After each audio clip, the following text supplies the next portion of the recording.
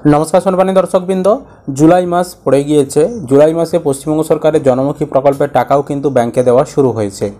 যেমন দেখুন, এখানে 4/7/2024 তারিখে 1000 টাকা কিন্তু ক্রেডিট হয়েছে। এনএসএইচ লক্ষ্মীর ভাণ্ডার স্কিম কিন্তু এখানে লেখা রয়েছে, অর্থাৎ লক্ষ্মীর ভাণ্ডার প্রকল্পে যেমন এসসি এসটিরা 1200 টাকা এবং জেনারেল ওবিসি কাস্টের উপভোক্তারা তারা 1000 টাকা করে পায়, সেই রকম অনুযায়ী কিন্তু টাকা দেওয়া শুরু হয়েছে। অনেকে 3 তারিখে, অনেকে 4 তারিখে আজ কিন্তু টাকা ঢুকেছে। যাদের এখনও লক্ষ্মীর ভাণ্ডারের টাকা ঢোকেনি আপনারা চিন্তা করবেন না, টাকা দেওয়া এখনও শেষ হয়ে যায়নি। এই জুলাই মাসে ধাপে ধাপে দেওয়া হচ্ছে।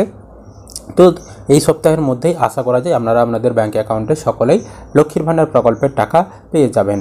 তারপরে দেখুন, আরেকজন উপভোক্তার এনার কিন্তু এখানে 4/7/2024 তারিখে এপিবিএস ইন্দিরা গান্ধী ওল্ড এজ অর্থাৎ বৃদ্ধ ভাতা প্রকল্পের, যেই বৃদ্ধ ভাতা প্রকল্পে প্রতি মাসে 60 বছরের ঊর্ধ্বে যারা বয়স্ক পুরুষ এবং মহিলারা রয়েছেন, যাদের নাম লিস্টে উঠে গিয়েছে, তাদেরকে প্রতি মাসে মাসে টাকা দেওয়া হয়। তো সেই টাকা এই যে জুলাই মাস, সেই জুলাই মাসে ছাড়া শুরু হয়েছে এবং দেখতে পাচ্ছেন 4 তারিখে সেই টাকা কিন্তু ব্যাংকে ঢুকে গিয়েছে।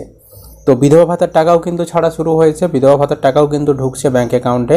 এবার যাদের এখনও বিধবা ভাতার টাকা বা প্রতিবন্ধী ভাতার টাকা ঢোকেনি, আপনারা একদমই কিন্তু চিন্তা করবেন না, কারণ খুব শিগগিরই কিন্তু আপনাদেরকে আপনাদের ব্যাঙ্ক অ্যাকাউন্টে সেই টাকাগুলি দেওয়া হবে। এই সপ্তাহের মধ্যেই লক্ষ্মীর ভাণ্ডারের টাকা ঢুকে যাবে এবং বিধবা ভাতার টাকা, প্রতিবন্ধী ভাতার টাকা যাদের এই সপ্তাহের মধ্যে ঢুকবে না, তাদের কিন্তু এই মাসের 15 তারিখের মধ্যে ব্যাংকে আসার সম্ভাবনা রয়েছে। সুতরাং টাকা ছাড়া শুরু হয়ে গিয়েছে, আপনারা অপেক্ষা করুন, খুব শিগগিরই কিন্তু আপনাদের ব্যাঙ্ক অ্যাকাউন্টে টাকাগুলি চলে আসবে। আপনারা টাকা পেয়েছেন কিনা, কোন জেলা থেকে ভিডিওটি দেখছেন, অবশ্যই কিন্তু কমেন্ট করে জানিয়ে দেবেন।